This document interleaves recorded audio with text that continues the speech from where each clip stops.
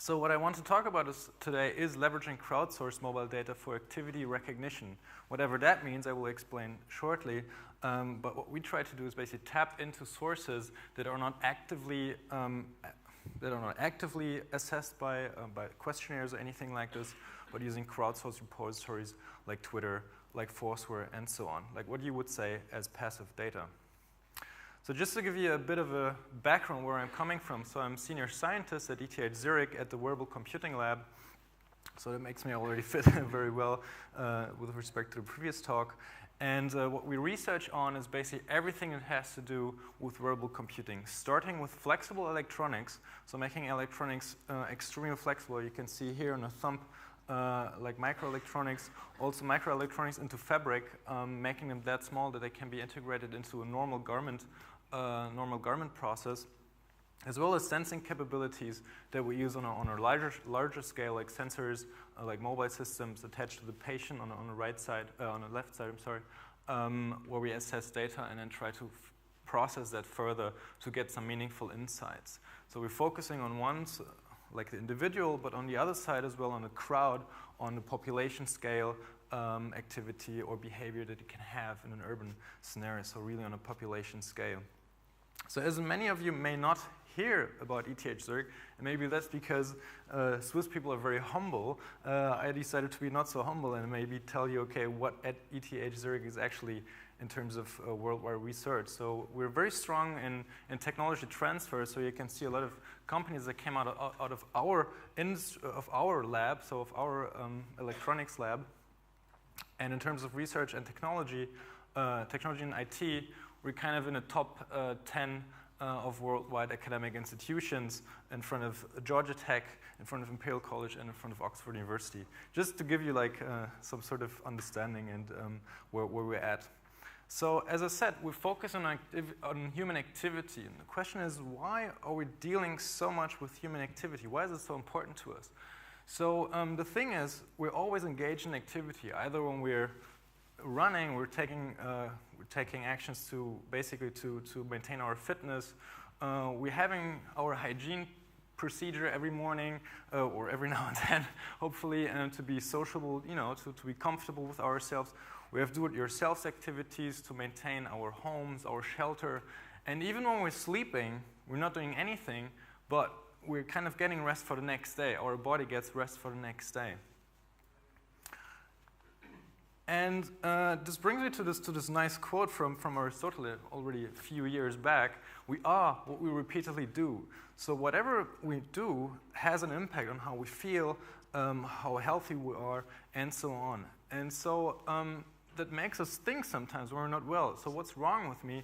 And you need to understand somewhat about your activity and about your style, your living style. And now, given that you want to have this understanding, can we make this signal or can we make this activity somewhat visible? Like the most prominent example that also Jean-Luc mentioned is the heartbeat, right? It tells you, okay, well, I'm alive or I'm not alive. So this is the most basic signal that you can have. And it also tells you some certain aspects about your style, about your health, if you're in a healthy condition or not. Of course, the heartbeat itself is not enough. So what you also need is more holistic understanding about the entire human, about his behavior, about his tasks in his daily life, about his rhythms, and so on, to make actually an insight about using this information about the status of the person. So this is what we're focusing on activities, on human activities. And this has been a long history out there, like from the 1990s, where you can see somebody assessing data about his whereabouts, about his activity, using these very bulky computers. In 2006, this was during my beginning of my PhD thesis, where we had to manufacture our own sensors. They were not out. And now you can find all these sensors like the Pebble or the Fitbit or even a mobile phone. You can find them out there. It's a commodity, and you can capture signals very easily nowadays. Now the question was, well, we can capture some signal, but what does it tell us about us, right? So what you can see here is motion data, so acceleration data during entire day, from a PhD student, and you can see how the activity actually looks like in terms of motion that I exhibit on my body during my day. And you can see, for example, for commuting, you can see that you're walking from the car to your office, and you can see in the evening, okay, there's also some signal that you're walking back to the car. Okay, so you can see something in the data. Now the question is, okay, how can we actually understand that, right? You don't want to go through the data and try to do this signal matching by yourself. You don't want to look at the data from yourself.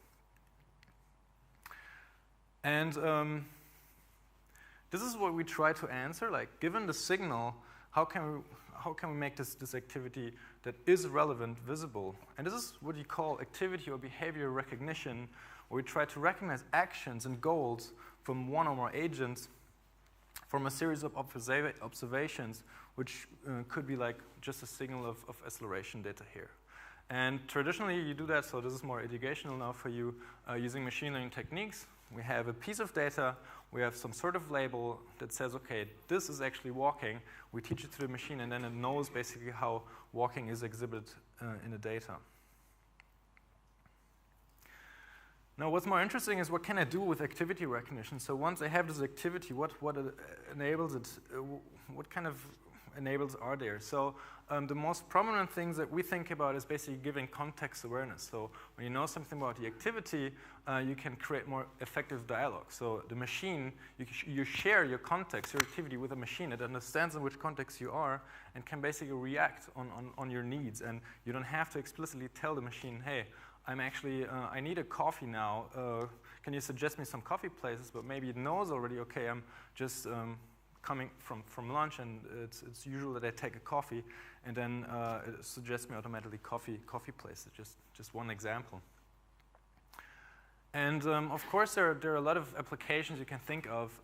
Well, we in research, we focus more in most of the cases on healthcare, on elderly care, where we look at basically signals in the data that tell us, okay, the elderly person is not doing well in terms of activities. It's forgetting certain activities. For example, it did not dry herself before getting dressed after showering. So there may be some indicators for a need of taking care. Or in what you can see here is for Parkinson patients, where we have sensors attached to the body, where we assess basically the gait of a Parkinson patient, and they suffer from so-called freeze of gait, so that basically stops them from continuing walking, and then you can trigger a signal. So there's a phenomenon that you can trigger, so basically just putting a metronome sound, and then it helps basically to continue the walking, and then we can build like mobile systems that help in this case. So I just wanted to give you like a short, maybe a very quick overview about activity recognition in general. And here we focus very much on the individual. So you have single user analytics, you have very small data. Usually in research, you have also small studies, and you create like personal models with very specific sensors that you develop or that you take and put together. Now, when we want to go into the large, so understand the crowd, understand on the population scale what activities are people performing, then we have to, have a little bit of a change there, and because we're restricted, because, what's most common that a crowd has, that's what we have to use. And as sensor platform, you already know that, we have the mobile phone. We have about 6 billion subscriptions worldwide in 2011. So that's about 87% of the world population that has a mobile subscription. Not necessarily a smartphone, but at least a mobile subscription. It's just a matter of time until everybody has a smartphone. And also, this you may know already, the smartphone is an excellent instrumentation for the user, right? I mean, even for mobile surveys, like in the corner here, like where you acquire implicit input from the user, a self-report, which may be in situ or not, so depending on when you trigger it. Location, you can track the persons, are they at home, are they at work, and so on.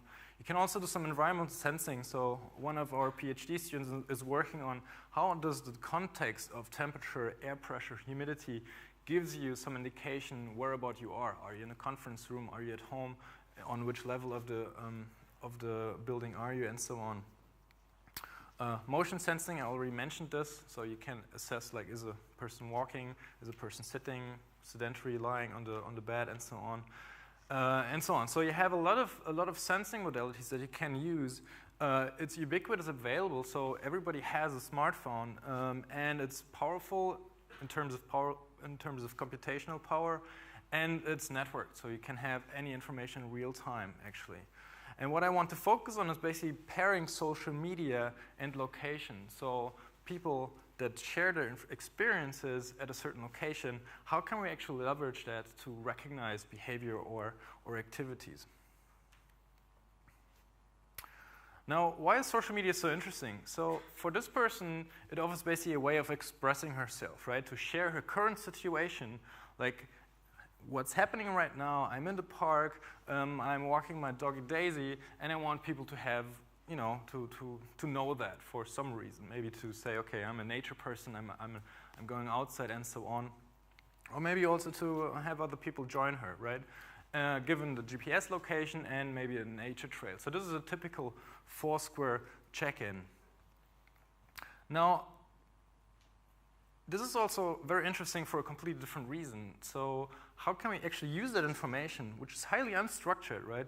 I mean, walking my doggy Daisy, right? How can I use it in a meaningful way to do more, you know, more analysis, and not qualitative analysis, but quantitative analysis. So how can it transform this unstructured text, this noisy text, this very specific text into something like a category? And this is the question we pose in our lab, like, can we classify an activity based on this input for a certain location? Can we classify this into a certain category of activity? So I won't take you to the details here. So the task is basically using walking my hound, or okay, this is now a different one, but walking my doggy Daisy and the venue type nature trail, and classify those into the activities or into one of the activities. Is it a household activity? Is it a socializing activity or relaxation activity, and so on? So we took these activity classes from an American time use survey where the government was basically interested in how do people spend their time during the day. So how does a typical day look like? Much like a diary. So we thought, because we're kind of agnostic of the actual application, right? We're in scientific research. We're just interested in how good can we do this, and we take these kind of classes from practice and then see how well we can do.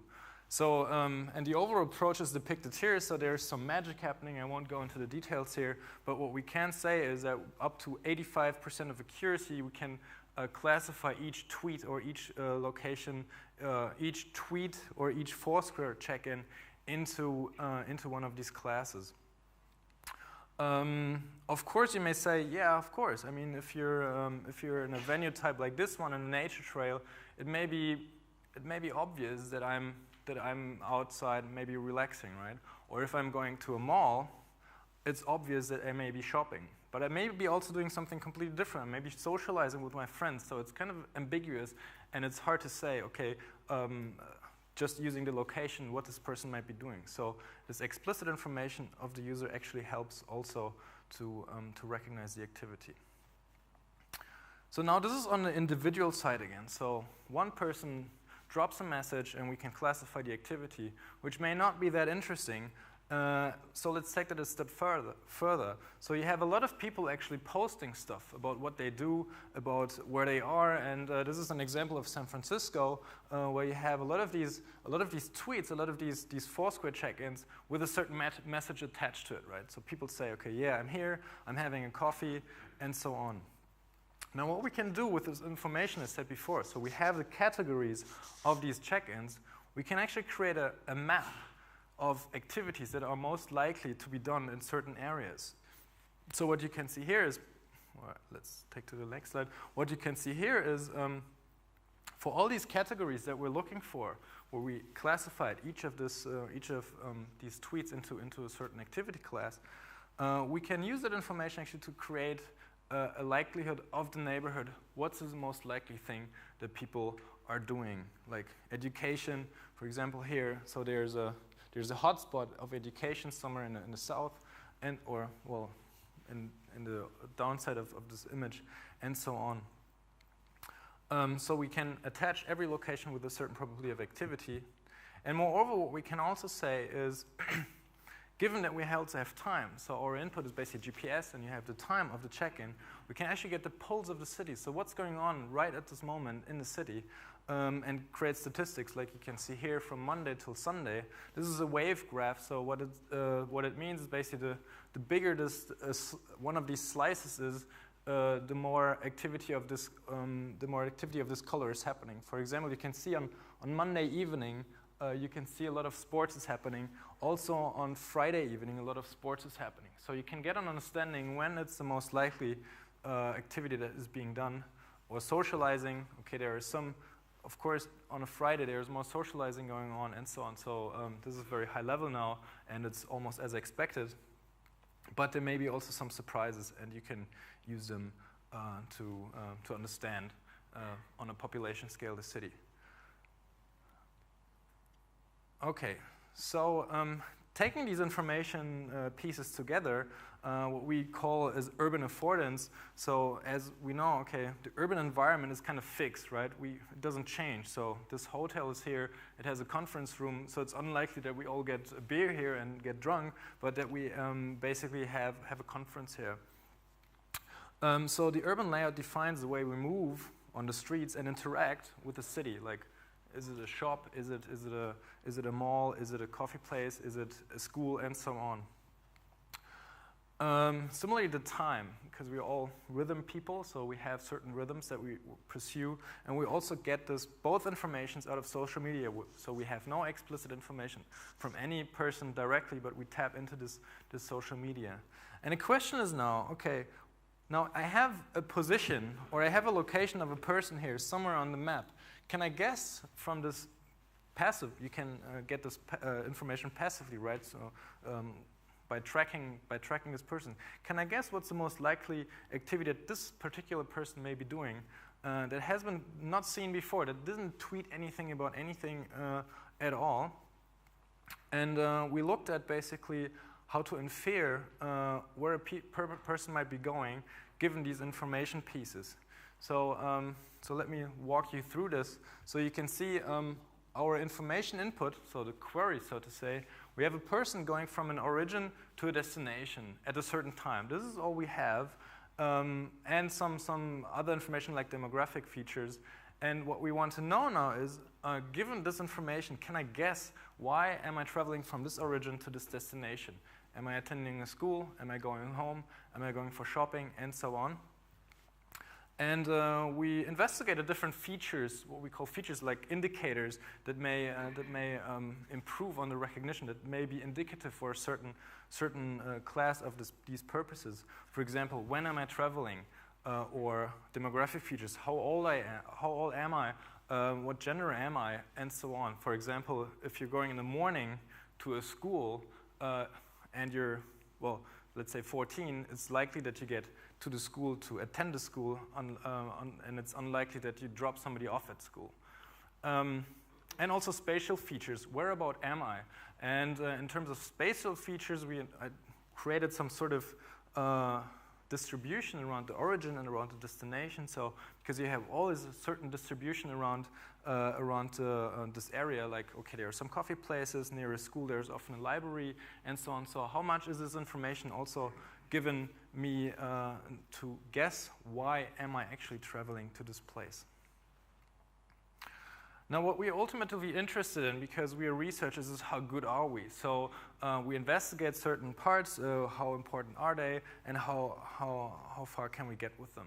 So what you can see here is how well every of these indicators actually plays a role. For example, demographic features, just having the location demographic features, well, that's kind of not so indicative. But what's very indicative is, for example, spatial features. If you know, okay, what does the city offer? What are the locations? What are the venues around these places? Like, is it a school? Is there a library? And so on. Because you don't have an exact check-in to that data. You just have a coarse location around this area. Of course, if we take all together in a fused way, we get the best accuracy, which is about 75%. So with 75% of accuracy, we can guess given they are in this area, so we just made the study for this area, what this person may be doing in terms of purpose. All right, yeah, just some visualizations here. What you can see here is basically, it's hard to read actually, but what you can see here is basically the spatial density of various travel purposes for this particular data set that we looked at. So you can see in the morning, for example, the blue dots are most predominant, which is work, while in the evening time, evening times, it's home. I mean, this is to expect, so we just took this out for illustration that with this data set, we can get actually a good understanding of the temporal and spatial distributions of the travel purpose. All right, so to summarize, this is kind of also a quote that I took. There's more to context than location. So location gives you a very good indicator, but if you take a little bit more information and you use machine learning techniques, you use a crowd, you can do some activity recognition, and then you can actually get to the goal of the person in a real world passive measurement. So we're talking only about real world. There's no digital. In some sense, digital world is in there because of using Foursquare, but we're ultimately interested in is in the physical world, what the person is doing. Social media, in our sense, in our case, gave us an excellent probe to the user because they tell us what they do. It allows you to understand the population on a city scale level, and it also allows you to create models to understand the individual better when he's traveling through the city. Another interesting side projects, just to give you some other things that we do. So we developed an app for a big festival in Zurich, where we looked at crowd behavior in terms of densities, and you can see how the crowd, so how to take all this participatory sensing all together and then create a model or create visualization, where is the crowd going, where is the crowd more dense. If you pair that with explicit information, like we did with the survey, you can get actually quite an interesting insight. So what you can see here is, there's pink and there's blue, and what you can see here is kind of the hotspots of different, females, males. So it gives it quite an interesting, maybe a little bit creepy way of understanding the crowd, but there may be somebody who might be interested in it. And if you take it from the mobile market perspective, it could be interesting, for example, to place certain ads in the real world at certain locations in real time. All right, before I can finish, just wanted to talk to get back to this privacy concern. We're working on a startup where we're actually doing exactly or trying to solve this problem with privacy. What we want to do is basically to incentivize the users to share the data, to create a marketplace that basically monetizes the data producers. So nobody in between, but getting back the incentive to who actually produces the data, and taking our expertise actually to the business insights, basically the data analysis, and then separate the companies, so to say, from actually needing to have access to private data. So if you want to talk to me about this, I would be delighted. And we're kind of in a very early stage at the moment. So of course, this is not only my work. My PhD students that are more focused on these kinds of works, Cynthiana Longvan and Zach Zhu, they should be mentioned here for sure because they contributed most of it.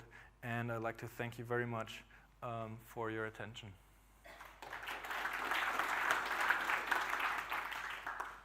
Thank you very much. Thank you. That was really interesting. Has we got any questions for Ulf? No, it was a stunned silence. Okay, I'm going to just move straight on if there are no questions. All right. To our next session. But I was really interested to see what could be just around the corner for us. Sure. So, our next speaker then. So first of all, one applause. Thank you very much. Thank you.